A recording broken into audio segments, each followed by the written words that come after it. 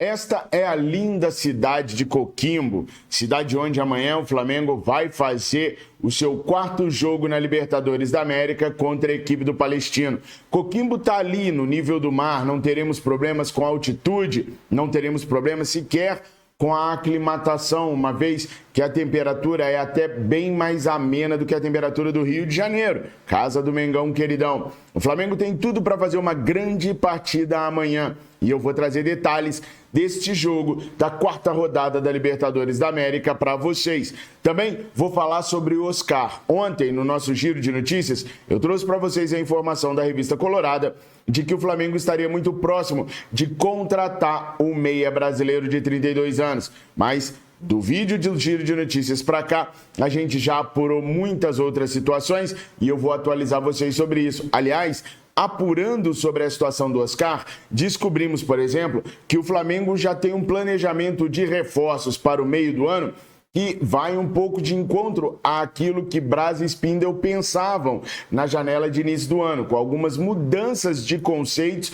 sobre lacunas que a equipe rubro-negra sempre apresentou, mas que até o momento a diretoria rubro-negra não via. Também vou falar para vocês sobre o clamor que já cresce nas redes sociais por Jorge Jesus. Será que isso seria benéfico ao trabalho do Flamengo agora? Será que não seria? Grandes baluartes rubro-negros, jornalistas que veiculam matérias na imprensa, já começam a fazer um coro muito grande a respeito do retorno de Jorge Jesus, que falou na última sexta-feira que não sabe o seu próximo destino, porque o seu contrato termina agora no meio do ano. Também quero falar com vocês a respeito de André Franco, que o Flamengo tanto observou e que pode ser reforço no meio do ano. Então, fica aí até o final do vídeo para você não perder nenhuma informação sobre o Clube de Regatas do Flamengo. Agora, saca só, nação, nós estamos concorrendo ao prêmio IBEST de melhor jornalista esportivo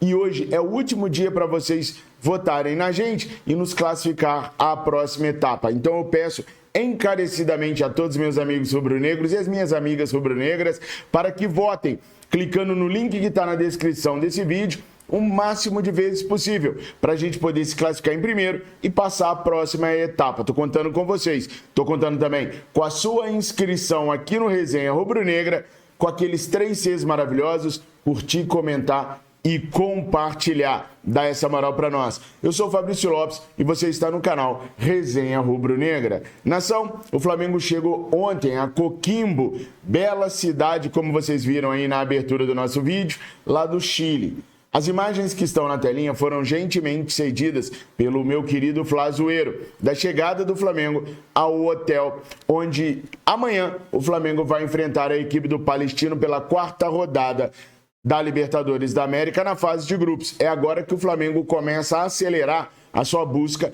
às oitavas de final da competição. Com 9 pontos, o Bolívar lidera o grupo E vai jogar contra o Milionários essa semana. Caso o Milionários faça a graça de vencer o Bolívar, o grupo pode ficar embolado e o Flamengo volta a ter chances de conquistar o primeiro lugar no grupo, desde que vença o Palestino fora de casa. Nos últimos 6 jogos do Palestino, o Palestino tem 4 vitórias, sendo 3 delas em casa, 1 derrota e 1 empate.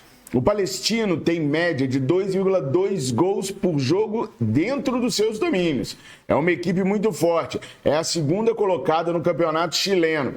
Vale lembrar que o Huachipato, que está caindo pelas tabelas no chinelão, ganhou do Grêmio lá na arena do Grêmio. Então o Flamengo não pode dar bobeira com a equipe do Palestino, porque é uma boa equipe, está aí só a 4 pontos do Universidade de Chile, que é o líder do campeonato chileno.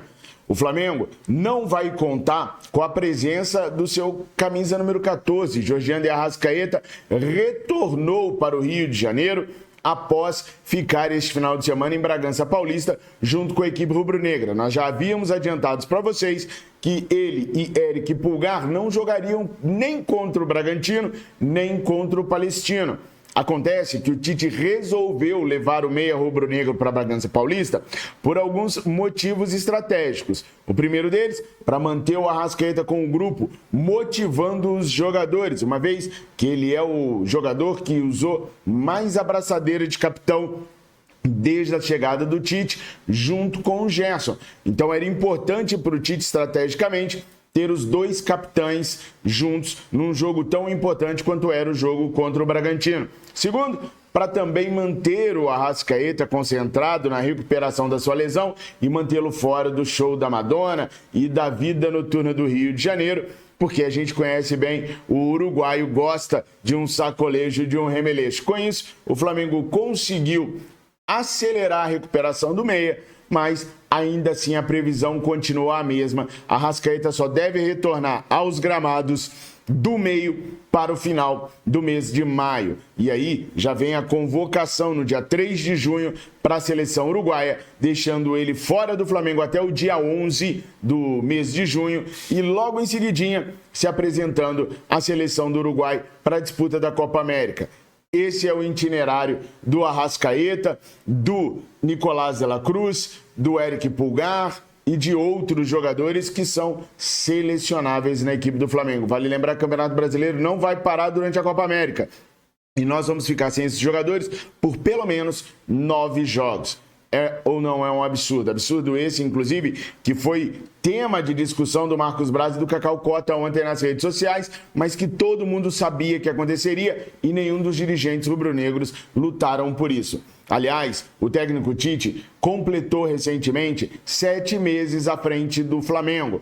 E o jornalista Renato Maurício Prado veio para as redes sociais lembrar que com 7 meses o Jorge Jesus já havia sido campeão da Libertadores e do Campeonato Brasileiro, quando esteve aqui. E ainda xinga aqueles que defendem a permanência do treinador de Tite Press, ou até mesmo de Flá Mimimi. Ele, que quer o retorno do Jorge Jesus a qualquer custo no meio do ano, já começa a fazer campanha para o treinador português retornar ao Brasil. Vocês acham que isso é uma boa para alertar os dirigentes rubro-negros e forçá-los a contratar Jorge Jesus? Ou vocês acham que isso mais atrapalha do que ajuda? Coloca aí nos comentários. Para mim, atrapalha. O trabalho do técnico Tite tem que ter durabilidade, tem que ter sequência, tem que ter mais oportunidades de se concretizar. Tite é um bom treinador, não é o melhor de todos, mas é um bom treinador. Assim como Abel Ferreira não era o melhor de todos, nunca jogou um futebol vistoso, mas com a sequência e a permanência à frente do Palmeiras, vem conseguindo realizar trabalhos que trouxeram títulos. Bom, pessoal, falando agora rapidamente sobre reforços, tá? O Flamengo finalmente abriu os olhos e percebeu que a lateral direita precisa ser reforçada e o Flamengo corre no mercado nesse momento à procura de laterais que possam suprir essa carência. Não só o Flamengo briga para procurar nomes que possam reforçar o setor, como também já começa a abrir conversas para negociar o lateral direito Wesley. Tanto o Flamengo procura clubes para emprestá-lo ou para vendê-lo, como já avisou o staff do jogador que pode procurar um novo destino para o atleta.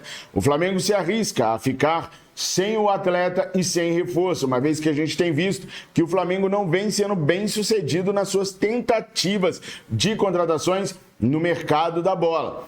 Em janeiro, nós trouxemos 3 grandes jogadores, mas só conseguimos trazê-los pagando aquilo que os clubes queriam receber sem conseguir barganhar pelos valores. Os jogadores que o Marcos Braz tentou negociar verdadeiramente os valores não vieram. Caso de Luiz Henrique, graças a Deus, caso também do Evander. De la Cruz veio pelo pagamento da multa. Matias Vinha veio pelo pagamento que o outro clube queria que fosse pago, o Roma. E o Léo Ortiz foi aquela novela, e enquanto o Flamengo não pagou o que o Red Bull Bragantino exigia, o Flamengo não trouxe. A gente fica com esse receio aí, mas o Flamengo está no mercado sim, procurando por um lateral direito e já avisou o staff do Wesley que é para procurar um clube para ele poder ser emprestado ou vendido a partir do meio do ano. André Vilas-Boas já foi um personagem que nós, torcedores rubro-negros, queríamos para treinador do Mengão Queridão. Lembra dele? Pois é. O multifacetado ex-jogador português assumiu agora a presidência do Porto. E com isso, Sérgio Conceição, treinador dos caras, que teve seu contrato recentemente renovado, pode não permanecer para a próxima temporada. Sérgio Conceição não é o treinador que André Vilas-Boas quer para a próxima temporada do Porto, que perdeu o campeonato português para o Sporting. E por que eu estou falando sobre isso com vocês? Porque o Sérgio Conceição é o responsável pelo afastamento do André Franco e de outros 3 jogadores do elenco do Porto. E agora, com essa troca de comando na presidência, podendo haver também uma troca de comando entre o corpo técnico do Porto, o André Franco pode ser recolocado, readmitido ao grupo principal da equipe portuguesa. E com isso, pode acabar frustrando as intenções do Flamengo de contar com o jogador. O André Franco não é nenhuma sumidade, mas tem um bom pulmão, joga numa posição que o Flamengo precisa muito. Ele faz o famoso box-to-box, ida e volta ao ataque, fazendo com que o time tenha uma leveza no meio de campo, ofensiva e na saída de bola, e um peso grande na marcação. Hoje, o único jogador no Flamengo que consegue fazer tal feito é Nicolás de la Cruz. E a ideia do Flamengo é ter alguém para que, quando o Nicolás não tiver, fazer essa tarefa. Nicolás vai para a Copa América.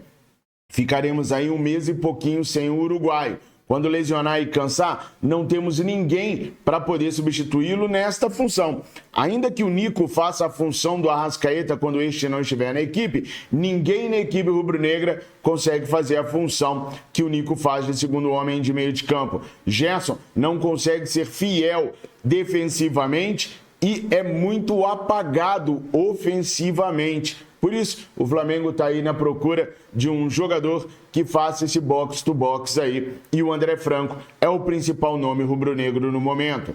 O Flamengo também teve seu nome vinculado ao meia Oscar, de 32 anos, do Xangai Port. Falei para vocês isso ontem no nosso giro de notícias. De ontem para cá, o que a gente apurou é o seguinte.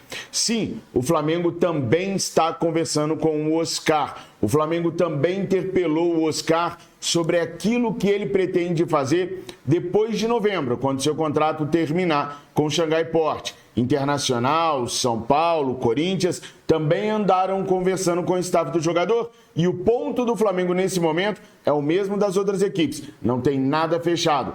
O jogador agrada sim ao Flamengo, mas a decisão sobre assinar ou não com o jogador vai ficar mais para frente, quando o Flamengo começar a definir o que vai fazer com o seu elenco. Ou seja, a diretoria rubro-negra pretende se reunir mais perto do meio do ano para definir como que vai ser a composição do elenco para o futuro. O Tite gosta do Oscar e hoje o Oscar já conta com o aval do Tite para vir para o Flamengo, mas ainda não tem nenhum acordo fixo proposto para que o meia assine um pré-contrato. Claro, estou falando hoje, às 3 e pouquinho da manhã, do dia 6 de maio de 2024.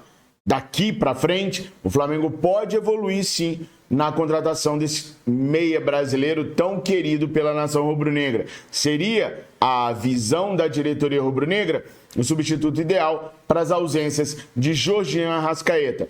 Vocês concordam? O Oscar pode ser esse substituto do Arrascaeta? Pode ser o cara que pode cair pela direita e também dar uma força na ponta direita para o técnico Tite? Ou vocês preferiam outros jogadores? Brian Rodrigues, Thiago Almada, quem sabe até um Di Maria? Coloca aí nos comentários que eu quero muito saber a opinião de vocês. Nação, não se esqueça de curtir, de comentar, de compartilhar e de se inscrever aqui no nosso canal. Hoje nós teremos o Jornal VVP às 13h30. Como sempre, eu, Miriane e Matheus estaremos ao vivo com vocês, tá? Não esquece de votar no Prêmio Best de Jornalismo Esportivo. Tamo juntos, tenham uma excelente semana. Fiquem com Deus, eu amo vocês. Saudações rubro-negras.